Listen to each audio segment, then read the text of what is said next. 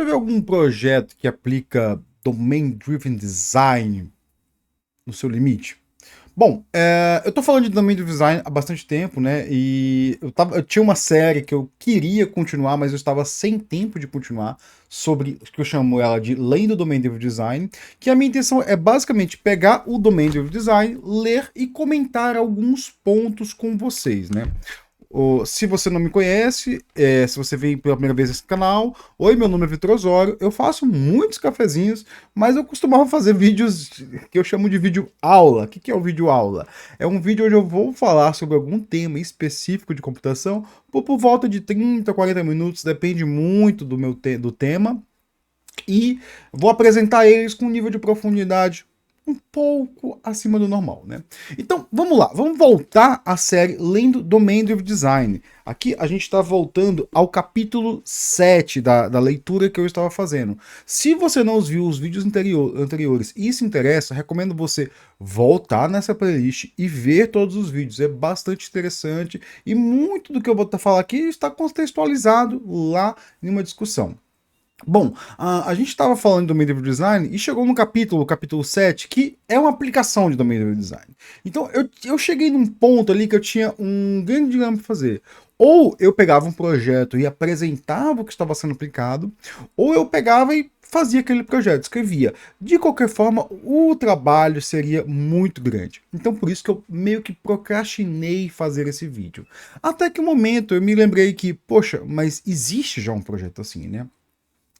Esse capítulo chama Usando a linguagem, um exemplo expandido. E aí, se você não lembra por que usando a linguagem, volta lá nos meus vídeos, vê que eu falo de linguagem universal ou linguagem ubíqua, que é assim, Domain Driven Design fala que a gente tem que cultivar essa linguagem universal para fazer um projeto. E muito do Domain Driven Design é criação de padrões de projetos usando a linguagem universal, porque o ponto principal do Domain Driven Design é que o domínio, e aí se você não sabe o que é domínio, volta nos meus vídeos e revê.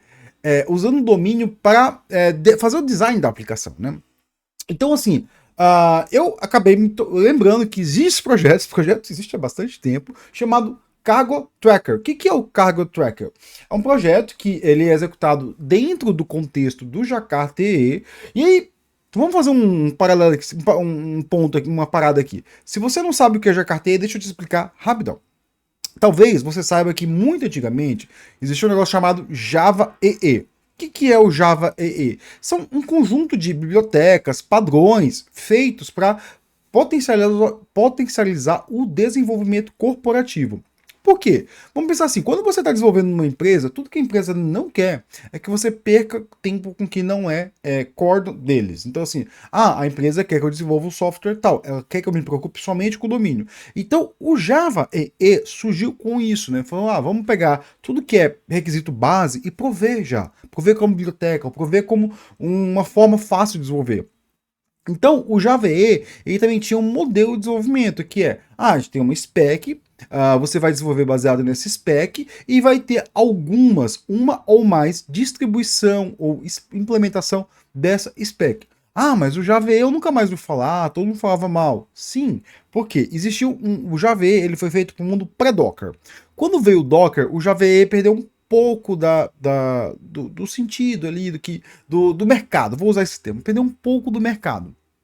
E aí o que acontece? Surgiu uma outra spec chamada Microprofile I/O. Qual que é a diferença do Microprofile I/O para o Java EE? O Microprofile I/O ele tenta focar no que é de microserviço, enquanto o Java I/O, o Java EE, Jakarta EE, agora depois foi renomeado, o Jakarta EE tenta focar no que é de software corporativo, como facilitar o desenvolvimento de software corporativo. Então, os dois padrões, assim, os dois specs, de specs, eles são complementares e muitas vezes eles têm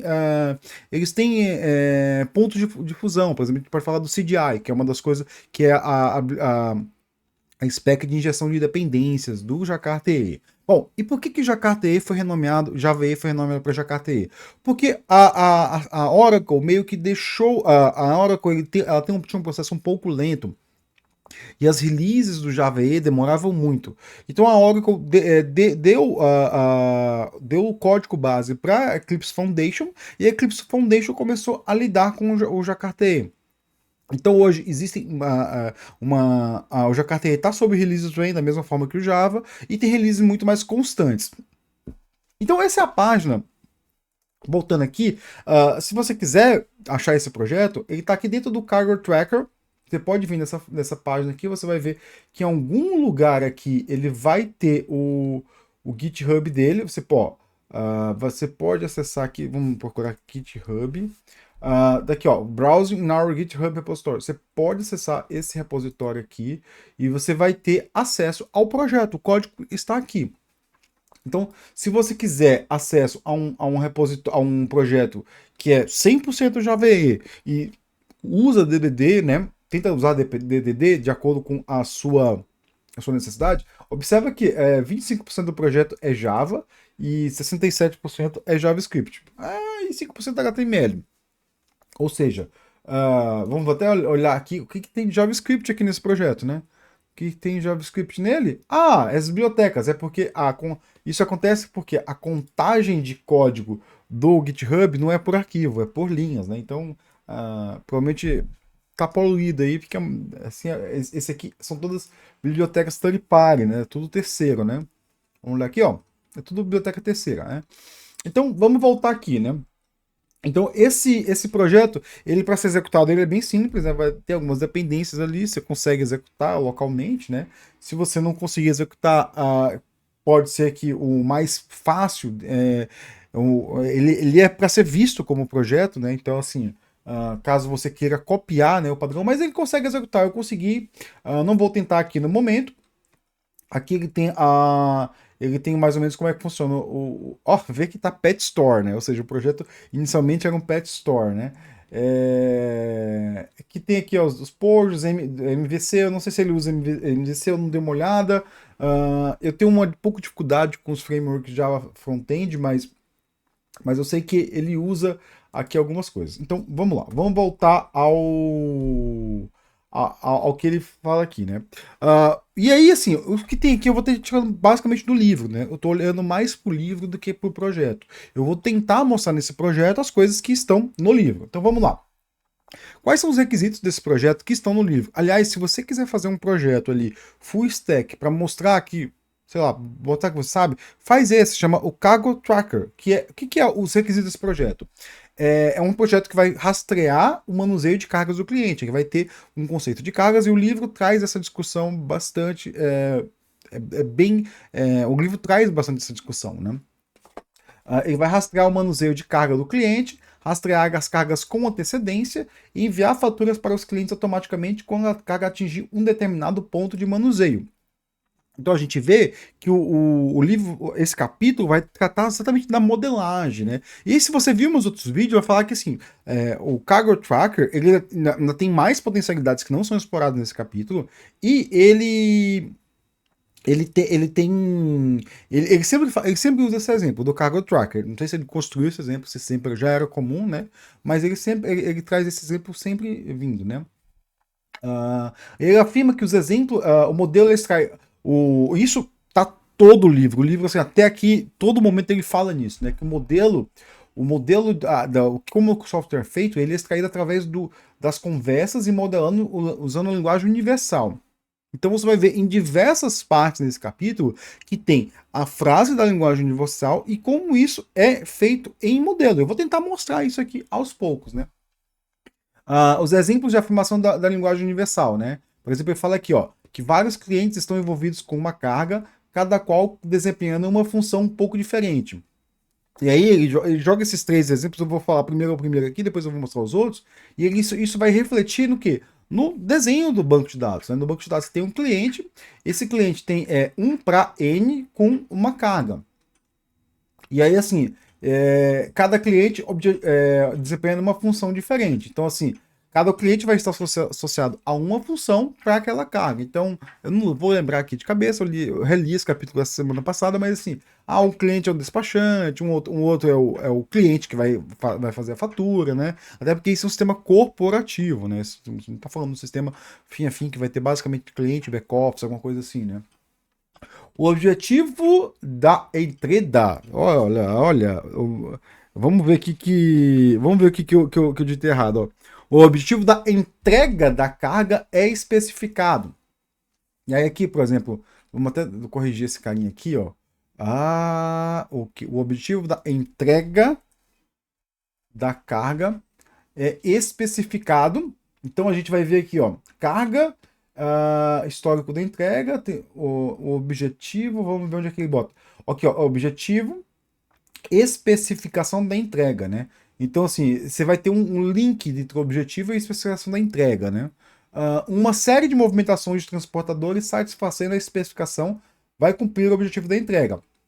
E aí, o objetivo. Você foi perguntar o que é o objetivo. Ele vai detalhar isso na conversa, né? Por exemplo, isso seria a pessoa de domínio ficaria assim: não, o objetivo da entrega da carga é especificado. Tá bom, mas o que é um objetivo? Porque falando para mim, que não. Tendo zero de logística, o que o objetivo da entrega, para mim, é estar na mão do cliente. Mas aí ele falou que, ó, a especificação da entrega é o horário da entrega. Se eu quero que aquela carga seja entregue às 3 da tarde, ou se eu quero que aquela carga seja entregue em dias úteis. Eu implementei uma vez um sistema de logística, e ele tinha alguns objetivos ali. Essa carga tem que ser entregue em dias úteis, essa carga tem que ser entregue nas mãos de tal pessoa, essa carga tem que ser assinada por alguém ou não, a documentação, nível de confiabilidade da documentação, né? Tipo, você tem que olhar os documentos, conferir os documentos, tem que tirar foto do documento. Você tinha esses níveis de especificação, que é o objetivo da carga. E ele tem um destino. O destino que está lá, a localização do código do porto. Porque esse aqui é um negócio de porto, né? Ele está falando de porto, né? E por fim, uma série de movimentações de transportadores satisfazendo a especificação vai cumprir o objetivo da entrega. Então, assim, a gente tem a carga, ela é manuseada. Então, quando eu crio a carga, eu vou criar ela com uma carga e uma especificação. E depois vou ter os eventos de manuseio e os eventos de transportador. Então, assim, isso aqui isso aqui, você vê que o modelo ele parte da linguagem universal. A linguagem universal é que mantém e define o modelo. E aí, o que o DDD fala? O DDD fala que o seu código, o seu modelo de dados tem que refletir o domínio. Ele tem que refletir uma linguagem universal que é definida ali na conversa com o cliente, na conversa com todos os envolvidos no projeto, né? Então, essa é a modelagem de dados que é feito no projeto, e é isso que vai levar daqui para frente, né? E aí ele parte para uma outra área, que é o isolando o domínio. Isolando o domínio é um capítulo, tem um vídeo aqui nessa minha série sobre isolando o domínio, e basicamente ele vai fazer o quê? A gente tem que isolar o domínio dos outros códigos, porque o domínio ele tem que ser. Eu tenho que olhar o código e entender o domínio. O meu código tem que falar falar sobre o domínio, né? Eu não posso olhar o meu código e me perder no domínio ali. Ou seja, eu não posso olhar meu código e assim, putz, ele está fazendo uma requisição web, ele está preocupado em ler os registros aqui. Não, isso que é secundário, digamos assim, eu sei que é o principal, mas isso que é o secundário para o entendimento do código tem que estar separado, isolado. E aí ele vai levantar alguns pontos aqui, que é uma consulta de rastreamento pode acessar o manuseio anterior e atual da carga determinada, né? Observa que isso é uma formação de domínio, isso é uma formação de domínio, isso vai estar refletido no código. Um aplicativo, desculpa, isso aqui que ele está falando é as funções principais do aplicativo, né? Então ele está dizendo assim, ó, eu vou tentar construir uns códigos desse, isolando o domínio, e a gente vai observar alguns pontos desse código, né? E aí primeiro ele está dizendo quais são os requisitos, né? Que é uma consulta de rastreamento que pode acessar o manuseio anterior e atual da carga determinada. Ou seja, vai ter uma interface ali, você vai inserir uma consulta e vai pegar ou o rastreamento anterior ou o atual da carga. Um aplicativo de reserva que permite que uma nova carga seja registrada e preparada o sistema para ela. Um aplicativo de registro de incidentes que pode registrar cada manuseio da carga. Incidente nem sempre é negativo, tá, pessoal? Incidente, se você tem um incidente com uma carga, é que aconteceu alguma coisa aconteceu com aquela carga. Pode ser tanto negativo quanto positivo. Né? Fornecendo as informações de consulta de rastreamento. No caso aqui, os incidentes, eles são a movimentação. Basicamente a movimentação. Aconteceu isso com a carga, né? Então, a primeira coisa que a gente tem que observar é a arquitetura em camadas. E aí, por que existia arquitetura em camadas ali? Por que ele definiu? E se quiser saber mais, tem um vídeo só sobre arquitetura em camadas. Era para isolar o domínio. Então você tem a camada superior, que é a camada web. A camada web, no caso ali, no caso o que a gente tem é uma interface gráfica, né? No caso do livro também tem uma interface gráfica. A camada superior, ele vai traduzir aquilo para a interface, vai ter no meio uma camada de negócio, uma camada de domínio, e embaixo uma camada de banco de dados, de persistência. Então, a arquitetura em camadas, ela sempre cruza essas camadas. E a camada do meio está o negócio. E eu defendi no meu vídeo lá atrás, e continuo defendendo, que a camada web, ou ou a interface gráfica, e a camada do repositório, eles evoluíram bastante, eles estão simplificados. Então, vamos dar uma olhada aqui.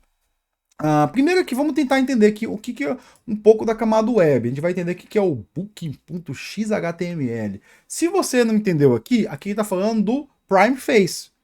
Primeface é uma biblioteca do Jakarta, tá lá, tá especificada, que basicamente ela mistura HTML ou XHTML com código Java, né? Ou assim, aqui a gente tem, por exemplo, a gente pode olhar o Booking aqui, esse cara é um serviço Java, é um serviço que tem um name. Aí você pode pensar, tá copiando o Angular. Não, cara. Contrário. Volta. Eu não sei se o Primeface existe antes do Angular. Mas antes do Angular já existia JFE, JSF, já existia um monte de coisa, JCP. Eu lembro muito do JCP, que era o Java Server Page, que era bem parecido, mas muito mais primitivo, né? Pelo menos no momento que eu usei, do que o Angular. E era muito mais antigo. Então eu não sei quando o Primeface iniciou, mas o Primeface é um padrão, ele consegue gerar interfaces gráficas renderizadas no servidor. E aí, assim, a ideia nossa aqui é olhar para a arquitetura em camadas. Então, vamos tentar achar isso aqui. Vamos ver aqui, ó. Vamos tentar, voltando aqui no roteiro. A gente tem o Booking Destination, que eles são as interfaces que tem nesse que estão implementando, ao menos um, acho que na consulta, é um aplicativo de reserva. Booking significa reserva, né? É um aplicativo de reserva. Então ele começa aqui, ele vai estar aqui, vai ter um código de origem, né? Selecionou o código de origem, ele vai selecionar a destinação, que ele parte para essa outra tela. Então a gente vê aqui que tem um código. Quem vai entender de Primeface vai entender isso aí. Se você for front-end, você vai entender isso aí. Para mim, assim, eu como back-end, eu entendo de front-end, mas eu me limito ali à API, que eu entendo muito bem de JAX-RS, né? Então isso aqui, ele está definindo a interface gráfica. E esse carinha aqui, ele vai comunicar com a camada de baixo. Para você entender um pouquinho mais de camada, sempre no arquitetura em camada, a camada de cima conversa com a de baixo. Por quê? Porque é uma arquitetura feita para o web. Então, assim, a gente não tem eventos que sobem na arquitetura em camada. É muito difícil ter esses eventos, né? Ou pelo menos na previsão. Se tiver, pode ser que tenha, mas assim, e dá para modelar também. Eles viriam de algum lugar. Aí a gente está falando uma arquitetura hexagonal, uma arquitetura que tem mais de uma fonte. A arquitetura em camadas, normalmente eles têm uma interface, uma camada de negócio e uma camada de persistência. Ela é meio que unidirecional. Então vamos olhar aqui, esse cara vai entrar com um tal de Booking. Mas quem que é esse Booking? Eu botei aqui o Booking.java. Então assim, a gente vai olhar aqui, ó. O Booking.java tem esse flow scope do Jakarta Face, né, do Primeface. Isso aqui é o name dele, como ele é encontrado aqui dentro do serviço. Então, basicamente, eu estou dizendo assim, ó, você vai entrar aqui, esse select aqui vai definir os valores desse booking.locations, né? Aí vamos dar uma olhada aqui, ó. Ele está pegando destination location. Vamos procurar aqui dentro desse cara. Ó, é esse cara aqui. Então, toda vez que eu alterar um código lá, ele vai refletir aqui dentro desse serviço.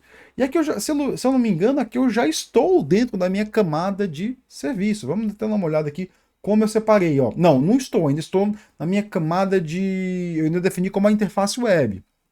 Então, eu considero que todos esses códigos XHTML e esse Java, eles fazem parte da interface web e ele vai comunicar com a camada de baixo, que é a camada de serviço. E aí, eu separei aqui eu identifiquei e eu consegui até mapear assim, entre um requisito e o outro, né? Essas camadas. A gente vai começar o book service. Ele deu o nome de service aqui. Você pode. Opa, não tá abrindo, né? Vamos book service. Esse carinha é bem aqui. O book service tá dentro da minha camada de negócio, né, da camada de domínio, que eu falo assim, ó, book a new cargo, que vai ter todos os inputs que vem da camada de cima. E aí uma coisa que eu sempre falo, assim, se você está trabalhando com arquitetura em camadas, é muito bom que cada camada tenha uma sua própria linguagem. Então aqui no book, na camada de domínio, é bom ele não depender da camada de e do bom não depender da camada de interface, né? A camada de domínio tem que depender só dela mesma ali. Tipo, ela não, o melhor seria que a interface dependa da camada de domínio, né? Porque é mais fácil. Se o domínio mudar, a interface vai mudar, mas pode ser que a interface mude e o domínio não mude. Então, sempre é bom. A interface vai mudar mais vezes. Se você entendeu bem o que eu quis dizer, né? Então aqui ela vai ele fez uma separação aqui, isso aqui é apenas uma interface, né? E a interface é implementada em outra classe. E aí eu vou dar alguns feedback, o que está acontecendo aqui. Aqui tem, ó, por exemplo, a gente tem uma interface, ela vai ter alguns padrões, algumas outras specs do Jakarta EE, por exemplo, aqui a gente tem o Jakarta Validation, né? O Jakarta Beans Validation é um padrão muito bom, eu gosto muito de usar. Ele faz com que você jogue muito código fora. Então, por exemplo, aqui, se a camada de interface vir com esse Unicode. Deixa eu dar uma olhada aqui, que é esse Unicode Location aqui, ó. Esse Unicode Location é um código, é uma classe de. É uma classe ó, você observa uma coisa aqui. Ela é uma classe de domínio que era basicamente uma string. Eu poderia botar aqui no book server basicamente uma string? Poderia, mas o que o Domain Driven Design fala? Modele de acordo com o domínio. E aí, se eu não.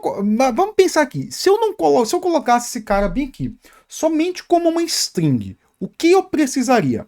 Eu precisaria adicionar dentro dessa classe de domínio toda a validação do meu UN location. Vamos pegar aqui o que é o UN location, né? É um termo de domínio. Tipo, observa aqui, ó, que é uma coisa do domínio. Eu nem sei que site é esse. Vamos dar uma olhada que site é esse, mas provavelmente é um site de domínio. Vamos lá. Ou a página não está mais atualizada, mas é uma coisa da ONU. Então provavelmente seja alguma coisa da ONU ali de localização de portos, né? E aí, o que ele coloca dentro das classes de domínio? Ele coloca toda a validação dessa classe. Então, ele centraliza a validação dessa classe no domínio. Então, observa assim, se eu tivesse uma string eu não tenho diferenciação entre uma string e outra string. Uma string é uma string, é uma cadeia de caracteres. Já quando eu falo, não, esse aqui é um locode, né? O locode, eu estou dizendo assim, olha, essa string, ela tem internamente uma série de validações, né? Eu coloco as validações que ela tem que ser, usando esse regex. Aí se você não sabe como funciona o Jakarta Beans Validation, você pode definir essas validações, e aí quando ele encontra um método que está como aqui, ó, anotado como @valid, essas validações são disparadas. Então, quando eu for chamar esse booking service aqui, antes de chamar ele vai validar essas validações, e se tiver algum erro, ele vai lançar uma exceção. Então, o Unicode Location vai centralizar toda essa validação. Então, eu estou basicamente dizendo assim, ó, o meu booking service vai receber um código, que esse código é do tipo um locode. Então, assim, a gente sabe que é um locode. Não precisa ser... E é muito comum, assim, eu mesmo abro muito código, que eu abro lá, tem 3, 4 parâmetros, e é tudo string. Eu falo, pô, o que é cada coisa aí nisso, né? Eu acabo retornando para o desenvolvedor, eu falo assim, ó, tem como botar um enum aqui? Nesse caso, ele não escolheu, além do enum, porque é um código mais aberto, ele escolheu criar uma classe. É bem possível fazer isso. Observa que ele botou 2 low code, né? Aqui daria até para validar se eles são iguais ou não são iguais. Vamos dar uma olhada no Booking Service, o que ele coloca aqui. A implementação chama Default Booking Service. Então, quando ele tem o Book New Cargo, ele verifica se é o mesmo? Não. Ele não verifica se é o mesmo. Ou seja, ele já considera aqui que ou a interface validou, ou ele faz uma validação. Vamos dar uma olhada aqui nessa Road Specification. Ele verifica se é a mesma. Então, quando ele vai especificar a rota. Então, o que ele faz aqui? ele criou um outro objeto aqui chamado especificação da rota. Então vamos voltar aqui para dar uma olhada no modelo. Então no modelo eu tenho minha carga, eu tenho minha especificação. Onde é que está minha especificação da rota aqui? Ele não está aqui, ó, ela não existe. Eu vou botar só a especificação da entrega. Por quê? Porque a especificação da rota é uma coisa que existe um outro serviço que vai gerar toda a especificação. Assim, é o que ele chama lá no texto, é que aquilo ali é como se fosse uma requisição de especificação da rota, e depois uma rota especificada. Dizendo assim, olha, isso aqui tem que sair de São Paulo e ir para Taiwan. Beleza, isso é o que a pessoa de negócio vai querer. Agora, depois, se isso vai passar pelo porto sei lá, se vai passar por um porto no sul do X, para quem tem na cabeça onde é o mapa, Taiwan tá do outro lado do mundo, então pode passar tanto pelo Atlântico quanto pelo Pacífico, então você vai passar pela África do Sul, ou vai cruzar o sul do Chile e pelo Pacífico. Isso aí, quem define é um serviço de especificação de rota que vai olhar para o banco de dados. Então, provavelmente, isso aqui é apenas a entrada desse serviço, né? A gente não vai entrar tão a fundo nesse código aqui, porque esse código é muito grande e eu perderia muito tempo, eu já gastei muito tempo nesse roteiro aqui, eu queria entregar ele o mais rápido possível, né? E aí, assim, a especificação da rota é basicamente origem, destino e o deadline. Tô dizendo assim, ó, me entregue isso em Taiwan até quinta-feira que vem. E aí, o que eu tenho que fazer? Te vira. Inventa aí a melhor forma de você entregar isso, né? Então vamos continuando aqui, né? A camada de serviço ela é definida pelo Booking Service e o Default Booking Service, né? O Booking Service é uma interface, o Default Booking Service é a implementação dessa interface. A gente observa aqui, por exemplo, quando ele vai fazer ele vai agendar uma nova. Book é agendar, porque assim, não é book, a gente pensa book de livro, mas é também traduzido como agendar. Quando ele vai agendar uma nova carga, ele basicamente define a especificação, associa essa especificação à carga e guarda no repositório. Vamos dar uma olhada aqui dentro da carga, o que ele faz com a especificação. Ele pega a origem da especificação e ó, ele cria um evento de delivery. Isso aqui é um evento de delivery. O que é esse carinha aqui, ó? Delivery from. O que é esse delivery? É um objeto, ó. Que tem diversos campos aqui dentro desse objeto. Então, o que a gente acaba percebendo aqui? Que a interface para o usuário está muito mais simples do que os próprios requisitos. E isso, quando a gente vai implementar, eu vejo muito isso, muitos códigos que eu pego, as pessoas tentam dar para o domínio o maior número de campos possíveis, mas aqui o que ele faz? Ele cria um outro objeto que é as fábricas, né? Ele tenta pegar o menor número de campos possível e criar fábricas para que esses campos sejam preenchidos, né? Então ele criou um handling event aqui, ó. Delivery, vamos pegar aqui, ele get most recent complete event.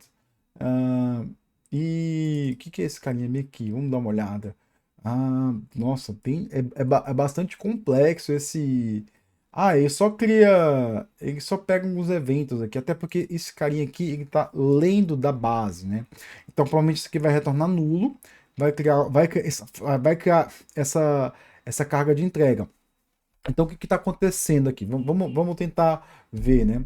Ele está pegando o itinerário dessa rota aqui e está verificando no banco, ó, dada essa especificação de rota aqui, qual que é o itinerário, qual que é o itinerário que ele coloca? Ele coloca como vazio, não existe esse itinerário.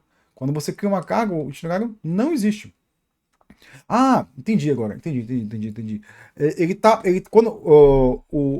O que acontece é o seguinte: aqui você salva o itinerário e a entrega, né? E quando você vai carregar no banco, você carrega isso pelo código que é uma fábrica. E a fábrica vai ler isso no banco. Então, assim, a gente está falando que a gente vai falar isso no final, dos códigos de fábrica. Esse delivery from, ele está criando um itinerário baseado na especificação da rota, né? Então, vamos voltar ali para o serviço. Esse código é bem complexo, galera. Eu já vou explicando aqui. Se tem alguma coisa que aí ficou confusa, faz pergunta aí que eu até perdi aqui o meu arquivo. Aqui, ó. Preview do roteiro, né? Então, o repositório. Por fim, ele tem o arquivo de repositório. Repositório também é previsto por ele. Vamos dar uma olhada como é que é o repositório. Ó. Repositório é para que ele tem find all, storing in next tracking ID. Ele está perguntando qual o next tracking ID. Ah, cara, mas eu tô vendo esse repositório aí, não tem nada do banco de dados. Sim, não tem nada do banco de dados. Aliás, se você pegar os repositórios mais recentes lá do Jakarta EE, ou se você pegar um Quarkus, o Panache, você vai ver que dá para implementar assim. Depois você associa código a ele através de annotations, ele gera automaticamente. Eu que não mexo muito com o mundo SQL, né? Eu vejo muito isso. Tipo, quando eu vou precisar de alguma coisa, a gente gera repositório sem gerar código, sem escrever código na mão. Vai escrevendo só o JQL, que é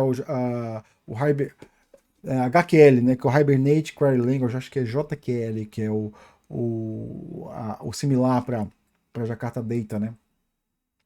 Então aí você tem assim, esse cargo repositório e o JPA cargo repositório. JPA cargo repositório. Ah, o que é JPA? JPA é a implementação Java Persistent. Aí eu esqueci qual que é o A. Java Persistent Access, que é o que? É o Hibernate.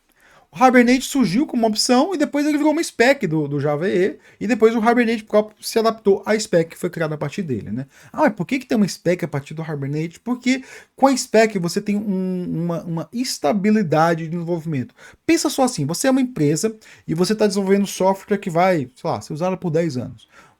Você quer ter todas as atualizações daquele software, mas você não quer que aquele software quebre uma hora a sua build.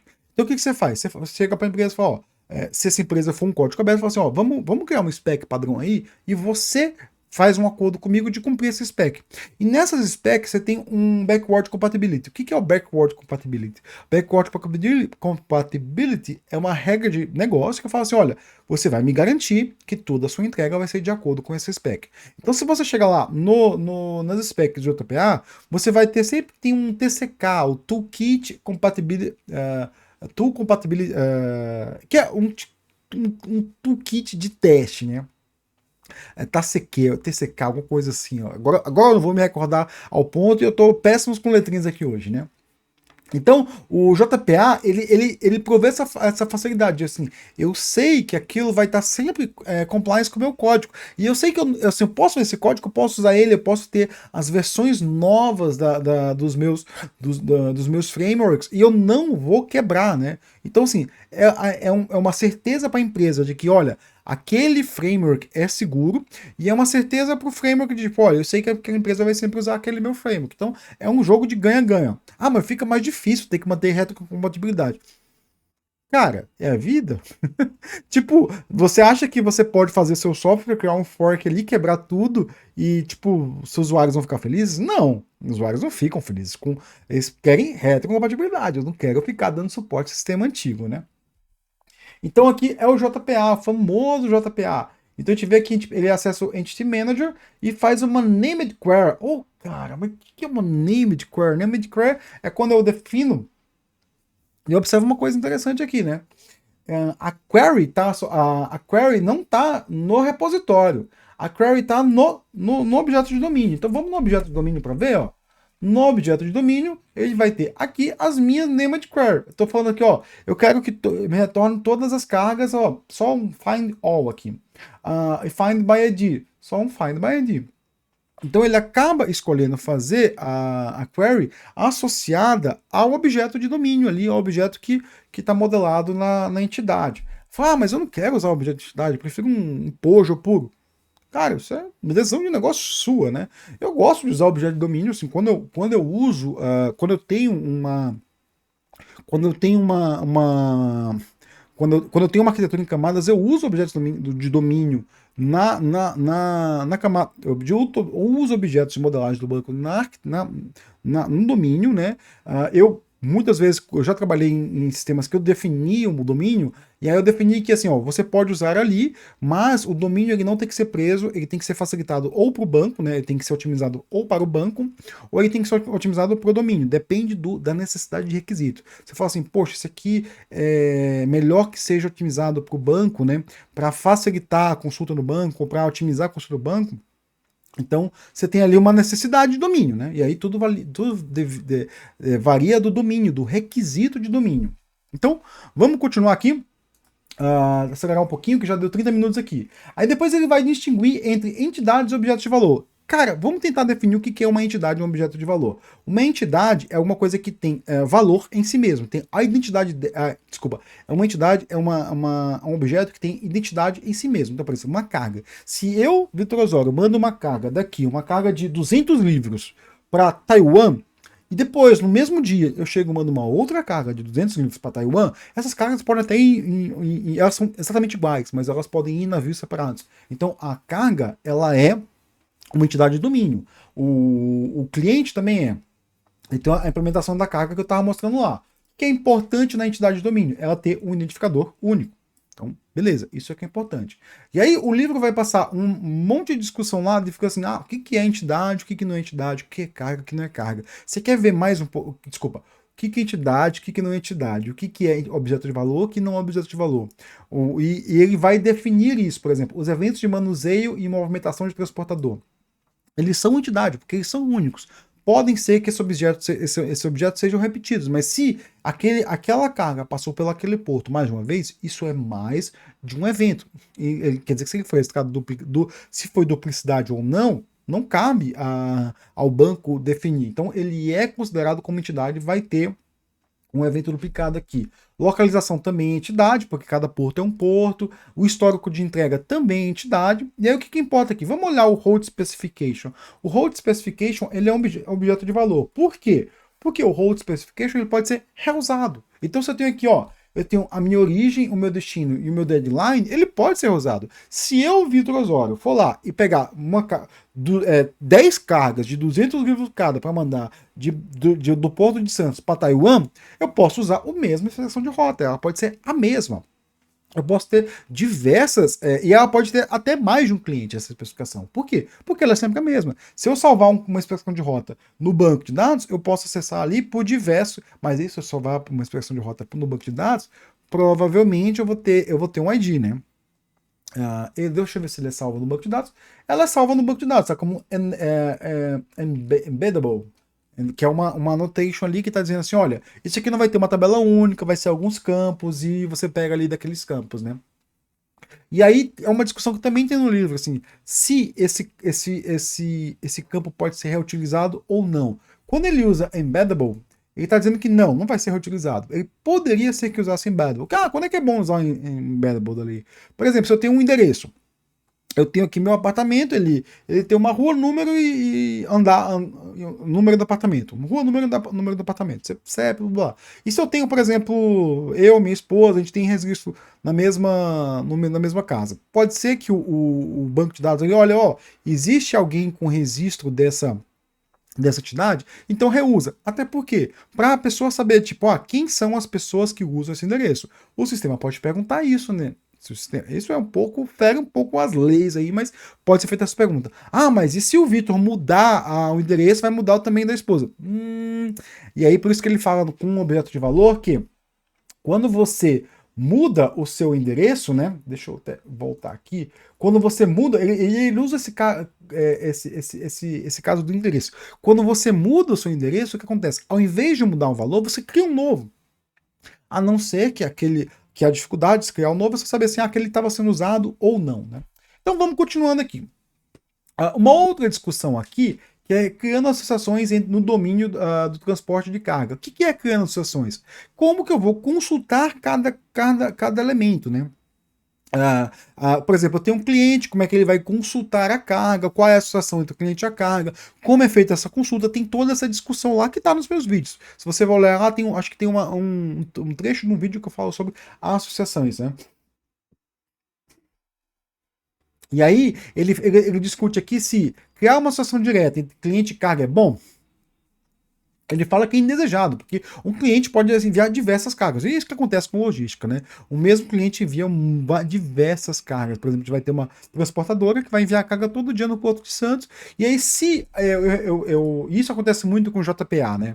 Com a Hibernate. Aliás, é um problema muito sério de performance, que todo mundo reclama que o Java é lento, mas na verdade está fazendo exatamente isso aqui que o cara falou aqui que não é fazer, né? O Eric Ivers falou que assim, quando você associa diretamente, toda vez que eu consulto esse cliente, retorna todas as cargas. Então vai ter diversas cargas que não pode ser que não seja aquilo que a pessoa quer.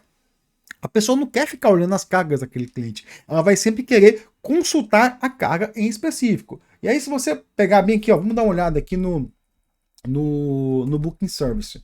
No Booking Service, que abriu desse lado e não desse lado que eu queria, né? Ele sempre vai consultar, ele sempre pega consultar pelo Tracking ID.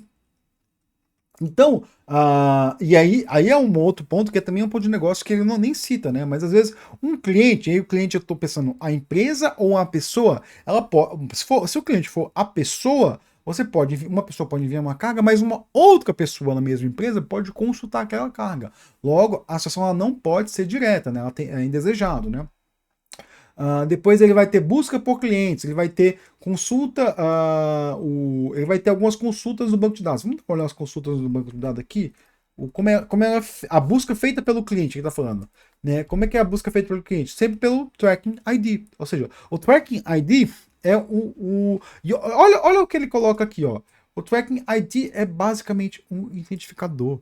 E o que ele faz? Ele não coloca um long aqui, como normalmente a gente coloca. Ah, isso aqui é um long só, ou isso aqui é um string só. Eu vou colocar só um string aqui e de boa. Não, ele não faz isso. Ele coloca, ó, ele recebe como um identificador aqui. Ah, mas por que ele não coloca como uma string ali? Porque ele quer forçar que o domínio tenha prevalência e não o dado. Não o dado cru. Né? Então eu poderia colocar uma string aqui? Poderia, mas eu estou dizendo que dali é um tracking ID. Eu estou dizendo que dali tem um formato. Eu estou dando uma nomenclatura para aquele valor, para aquele objeto. Ah, mas vai ficar mais lento. Vai, você já fez o teste? Faz o teste aí nessa moda. Roda o benchmark aí para você ver se fica mais lento. Ah, mas você está adicionando abstração, tudo fica mais lento. Sim, mas algumas linguagens são otimizadas, né? Otimizadas em tempo de execução. Então, o compilador vai otimizar, em tempo de execução vai ter o JIT Optimizer lá, que compiler, que vai otimizar aquele código. Então, assim, se você está preocupado mesmo com otimização, faz um benchmark e depois afirma que é mais lento. Não afirma que é mais lento sem fazer o benchmark, porque você pode estar falando bobeira. E, assim, falar bobeira é o que ninguém quer, né? Então, vamos continuar aqui, né?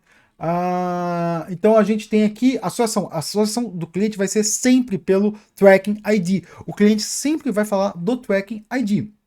E depois vai ter as manipulações de movimento de transporte. Tem o Handler History aqui, que é uma classe que eu já mostrei, que ele vai carregar todos os Handler Histories baseado em quê? Ele vai comparar, ver se é o mesmo valor, né? Vamos dar uma olhada aqui que é o Handler History aqui. Handler History é uma série de Handler Events. Ah, mas por que o Handle Events eles são todos iguais?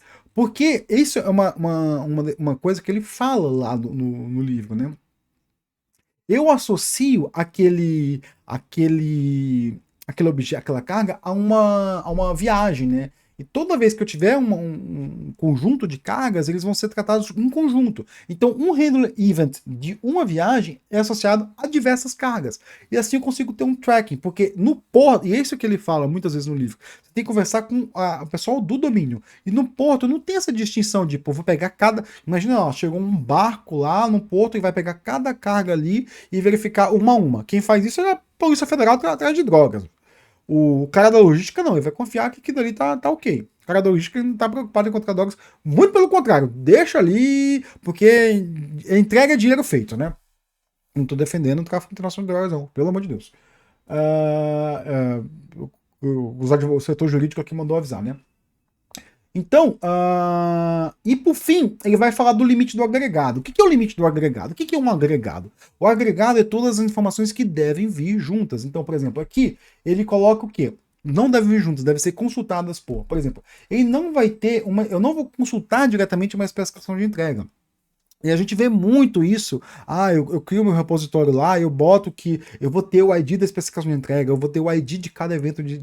Gente, não precisa disso. A pergunta que você tem que fazer, e aí eu já vou chegar aqui no final do selecionando repositório, que eu não coloquei o final, não salvei o final, não sei o que aconteceu aqui, eu perdi o selecionando repositório, mas eu vou falar aqui que eu já tinha escrito aqui que por algum motivo se perdeu. Não, isso aqui tá aqui, ó. Não, tá certo. Tá certo. Seleção do repositório está aqui. Eu que meio que confundi, né? O que acontece aqui? as consultas vão ser feitas sempre pelo Tracking ID. Então, por exemplo, aqui, eu quero ver o histórico de entregas. Então, eu vou fazer uma query que ela vai entrar na carga e vai selecionar todo o histórico de entregas. O que, que eu via, né, quando eu trabalhava muito histórico de entregas? Eu via a pessoa pegando a carga, carregando ela em memória e depois selecionando todos os históricos de entrega. Isso é lento. Então, o que, que você tem que fazer aqui e o que, que ele fez? Ele define, ele define diretamente. Então, se você pegar aqui, ó, handle find by track ID, ele dá um select, que select vai ser feito um select só. Ele vai uma vez na base de dados. E se você não é acostumado a fazer isso, eu recomendo que você sempre faça isso. Por quê? Ah, mas é complicado. Sim, você vai perder tempo fazendo o seu select ali. Porém, quanto mais vezes você vai à base de dados, mais lento é o seu software. E é o que eu sempre falo em todos os temas que eu vejo, né? Evite consultas desnecessárias ao banco de dados. Vá lá e faça todas as consultas. E se você tem todas as informações necessárias no começo, você precisa fazer uma consulta. A não ser que sejam bases de dados separadas, o que é muito ruim no caso de uso, né? Então vamos voltando aqui. Então, o agregado é aquele que vai vir todos pelo ID da carga. O cliente está fora do agregado? Sim, porque o cliente não é associado a isso. O evento de manuseio está fora do agregado? Sim, porque ele gera um histórico de entregas. Então, vai ter os eventos de manuseio, eles não são consultados diretamente, eles vão ter associados ao histórico de entrega. A localização do porto não está associada à entrega, mas eu consigo achar a especificação de entregas. Então, tudo que está dentro disso aqui é o famoso agregado. E eu vou fazer a consulta dele. Não significa que toda vez que eu pegar uma carga vai retornar tudo. Não significa isso. Longe de mim falar isso. Até porque isso pode ser um problema para as performances do seu código. Então, muito cuidado ao modelar o seu banco de dados, tem que deixá-lo como lazy. O que eu faço quando eu vou desenvolver um sistema usando JPA é habilitar o log de queries. E aí eu fico, toda vez que eu vou desenvolvendo, eu vou vendo que queries estão sendo executadas, né? E aí eu verifico, não, essa modelagem está boa, não está boa. Tem que botar lazy em alguns lugares, eu tenho que fazer uma modelagem mais fraca. Modelagem mais fraca, assim, a nível de JPA, né? A nível de banco pode ser outra coisa, né? Então, isso é agregado, né? O agregado quer dizer que a consulta é tudo pelo ID do rastreamento, né? E por fim, ele vai dizer algumas coisas aqui, por exemplo, cliente e localização, movimentação são do transportador. Acho que ficou duplicado aqui, ó. Opa! Movimentação do transportador possuem suas próprias entidades e são compartilhadas por muitas cargas. Então quer dizer que tudo isso aqui é retornado pela carga, né? Quer dizer que isso aqui sempre vai ser consultado baseado na carga. Eu não vou consultar uma movimentação. Eu não vou faz o select todas as movimentações da carga de um porto. Não tem sentido fazer isso, a não ser que seja uma inspeção lá que pode ser feita no banco, né? E aí eu tô olhando aqui o Handle Events Repository. Vamos dar uma olhada. Ele só olha o Tracking ID. Ele salva e olha o Tracking ID. Vamos voltar aqui. Por fim, eu terminei com o Handle Repositories, né? Aliás, tinha as fábricas aqui. Acho que esse cara aqui eu tenho que abrir de novo, ó. Por isso que não tá. O preview, acho que tá. Tem as factories, né? Repositório deve ser. Aqui faltava melhorar aqui. Repositório deve ser alinhado com a necessidade do domínio. Isso aqui é muito importante. Eu já peguei código, né? Eu assim, não, eu tô criando aqui a minha entidade carga. E aí tinha lá get carga, delete carga, edit carga. A pessoa fazia tipo isso. Precisa fazer isso. O que acontece é que você tem que modelar o seu repositório baseado com a necessidade do cliente. Do cliente não, do domínio. Se aquela operação no repositório não é necessária, não precisa fazer. Ponto final. E assim, mas eu vou precisar ali pelo meu código. É o momento de você repensar até o seu próprio código. Falar assim, porque isso é um design baseado no domínio. O domínio tem que ser o centro. A gente tem o costume de fazer o design baseado em CRUD.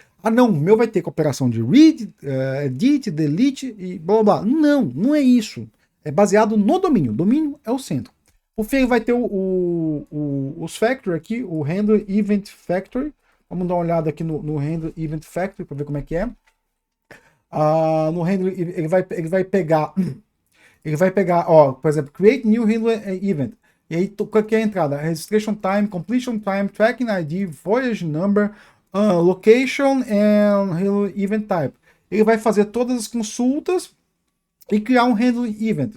Por quê? Porque o que é Factory, né? Factory é uma das discussões que tem no livro, falando assim, ó, quando você tem operações que são complexas, você pode fazer uma festa. Quando você quer criar um objeto, que a operação de criar um objeto é muito complexo, você pode isolar ele em factory. Acho que ele está no mesmo capítulo da camada de negócio lá. E por fim, os módulos, né? Ah, mas cara, você não botou nada em módulo. Não, não botei nada em módulo. Por quê? A gente vai olhar no módulo baseado aqui, ó, a gente vai olhar para esse ladinho aqui. Por quê? Porque isso é o que eu quero mais mostrar desse software. Vamos lá, vamos ver. Vamos dar uma olhada aqui no que... Vamos até diminuir total aqui. Vamos dar uma olhada no código dele, né? Aí a gente vai ter Java Org Eclipse, né? Isso aqui a gente está falando do Eclipse Foundation, né? E aí vai ter o Cargo Tracker e o Pathfinder. Porque, assim, o domínio dessa aplicação é o Cargo Tracker é um pouco diferente do Cargo Tracker do livro.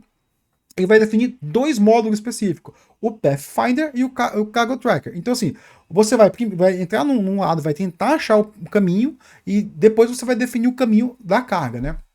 Então, ele define os pacotes baseado no domínio, que é aquele... muitas pessoas tentam definir os pacotes baseado na infraestrutura. E vamos dar uma olhada internamente. Internamente é na infraestrutura. Então, ele divide esses dois módulos baseados no pacote.